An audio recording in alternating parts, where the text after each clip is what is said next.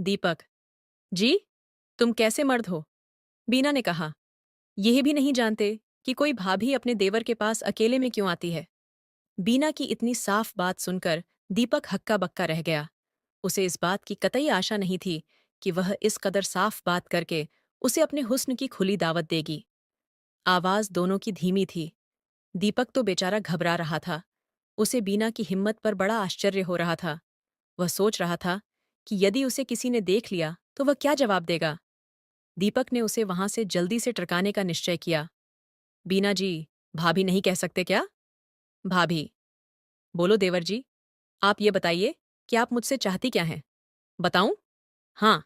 बीना अपनी जगह से उठकर उसके करीब चली आई और अपने होंठ उसके अधरों पर रख दिए। उफ! दीपक तो जैसे पागल सा हो गया था। कैलाश और बीना की उम्र में काफी अंतर था। कैलाश लगभग 40 वर्ष का अधेड़ पुरुष था, जबकि बीना केवल 24 वर्ष की युवती थी। मगर वक्त और हालात का कहर तो हमेशा गरीबों की झोंपड़ी पर ही टूटता है। बीना एक गरीब बाप की बेटी थी। वहां शराफत थी, मगर दौलत नहीं थी।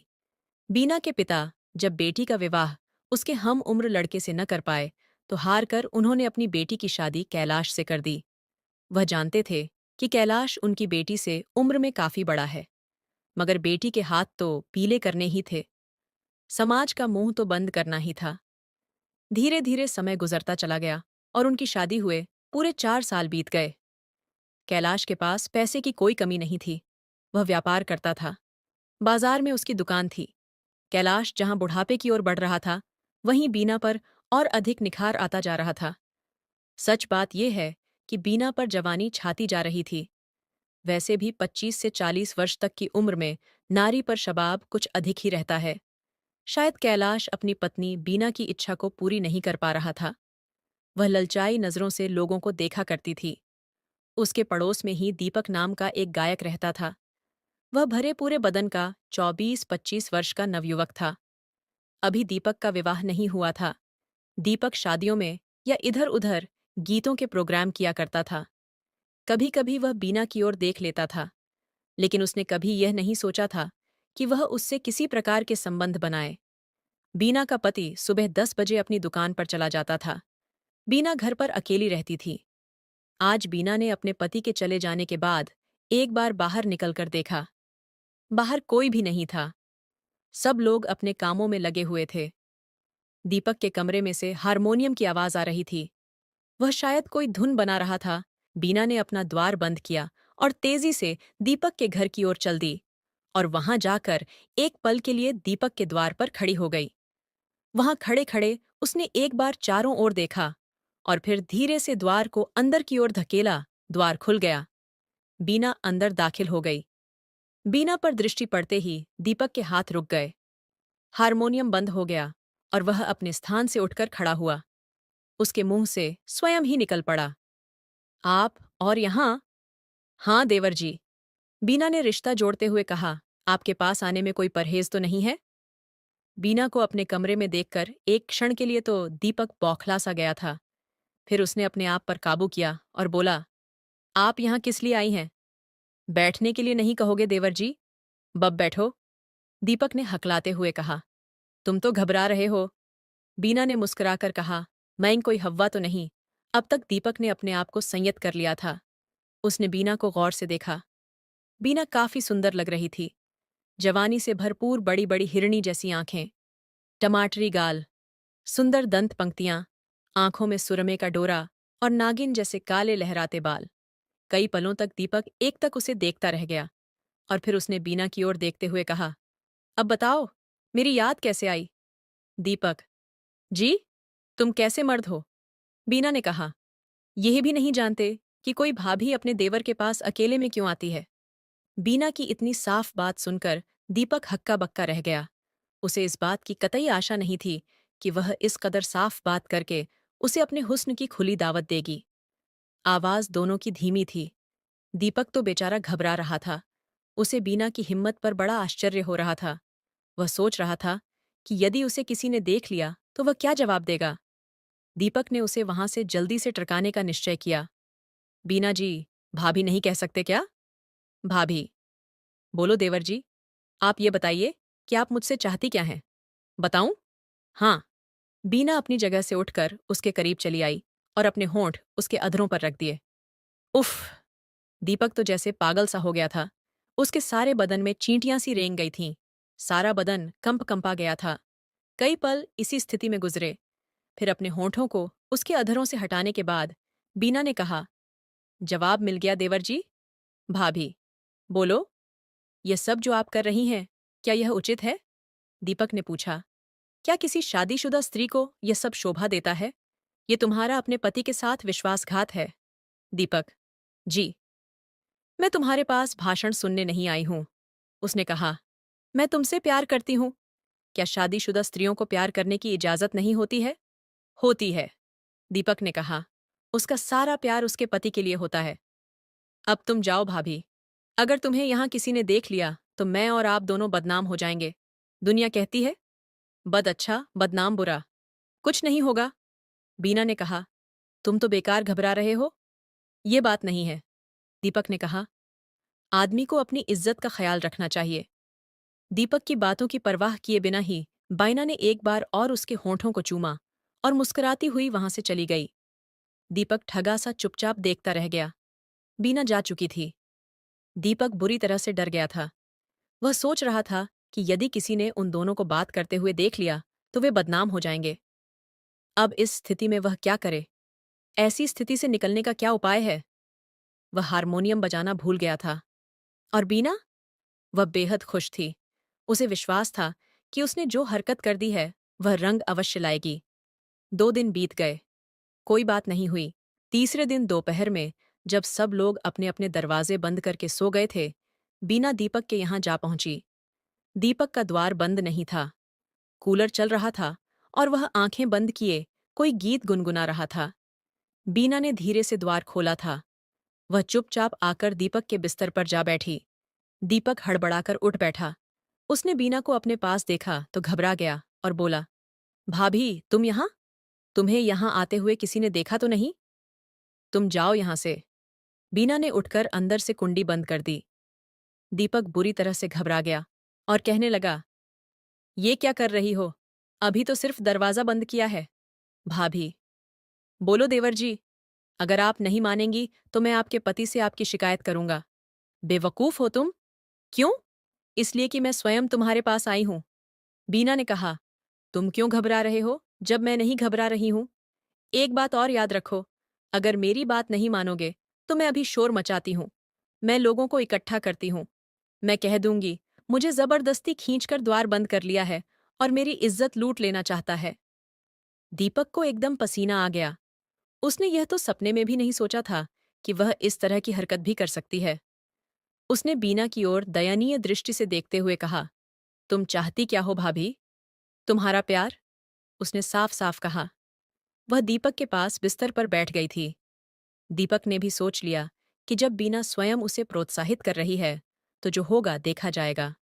भगवान जानता है कि वह बेकसूर है। वह स्वयं तो कोई पाप नहीं कर रहा। यह सोचकर उसने बीना को अपने करीब खींच लिया। बीना के मन की मुराद पूरी होने लगी। 1 घंटे के बाद वह वहां से निकलकर चली गई।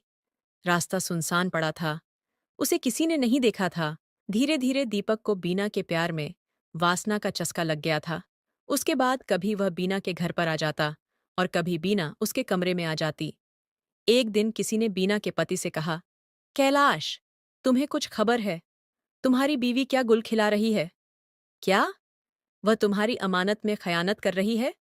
कैलाश को बहुत गुस्सा आया। उसकी समझ में नहीं आया कि क्या करे। एक बार तो जी में आया था कि उसकी अच्छी तरह से धुनाई करे। फिर उसने सोचा कि जो कुछ उसने सुना है वह सच न हुआ तो दाल में कुछ काला अवश्य है। उसने स्वयं पता लगाने का निश्चय किया। उसे बताया गया था कि वह अक्सर दोपहर में दीपक के कमरे पर जाती है। कैलाश रोज दोपहर को आकर वहीं एक जगह छिप जाता था और दोपहर ढलने के बाद ही वापस दुकान पर जाता था। उसने बोना से कुछ नहीं कहा था। हर रोज की तरह कैलाश आज भी दोपहर में घर के बाहर आकर एक जगह छिप गया। करीब 1 घंटे के बाद उसने बीना को निकलकर जाते हुए देखा। वह सब कुछ देख रहा था। बीना ने एक बार चारों ओर देखा और फिर दीपक का द्वार खोलकर अंदर घुस गई। 10 मिनट बाद कैलाश उसके द्वार पर आया। क्रोधावेश में उसका चेहरा लाल हो रहा था। उसका जी चाह रहा था कि अपनी पत्नी और दीपक को गोली मार दे, लेकिन कैलाश ने अपने आप पर नियंत्रण रखा। वह जल्दबाजी में कुछ नहीं करना चाहता था। उसने कैलाश के द्वार पर जाकर द्वार खटखटाया। कौन है? अंदर से दीपक की घबराई हुई आवाज सुनाई दी। दरवाजा खोलो। बीना समझ गई थी कि यह उसके पति की आवाज थी। उसने बहुत जल्दी अपने कपड़े ठीक किए। दीपक ने भी अपने कपड़े ठीक किए। बीना पलंग के नीचे दुबक गई। बाहर खड़ा कैलाश द्वार की दराज से सब कुछ देख रहा था। दीपक ने द्वार खोल दिया और बाहर खड़े कैलाश को देखकर उसका चेहरा पीला पड़ गया। बीना, बाहर आ जाओ। कैलाश की आवाज क्रोध से कांप रही थी। बीना को बाहर आना पड़ा। उसका पूरा शरीर सूखे पत्ते की तरह कांप रहा था। चेहरा पीला पड़ गया था। उसने गर्दन झुका रखी थी। चलो, कैलाश ने इतना ही कहा। बीना चुपचाप गर्दन झुकाकर चल दी। वह रंगे हाथों पकड़ी गई थी और उसकी हालत रंगे हाथों पकड़े जाने वाले चोरों जैसी थी। भगवान का लाख शुक्र था कि किसी ने उसे देखा नहीं था। कैलाश बीना को लेकर घर आ गया। उसने बिना कुछ कहे सुने ही उस पर इंडा बजाना शुरू कर दिया। कैलाश ने बीना को जी भरकर पीटा। उसके शरीर में जगह जगह निशान पड़ गए थे। वह रोती रही, मगर कैलाश ने उसके रोने की कोई परवाह नहीं की। खूब तबीयत से पीट लेने के बाद कैलाश ने कहा, याद रखना, यदि आज के बाद मैंने तुम्हें उसके साथ देखा या किसी से सुना, तो मैं तुम्हें बिना सोचे समझे गोली मार दूंगा। बीना चुपचाप एक ओर बैठ गई। उसने भी मन ही मन दृढ़ निश्चय कर लिया था कि अब चाहे जो कुछ भी हो जाए, दीपक का साथ नहीं छोड़ेगी। मगर दीपक ने पक्का निश्चय कर लिया था कि वह बीना से बिल्कुल बात नहीं करेगा। यदि वह आई भी तो उसे दुत्कार कर भगा देगा।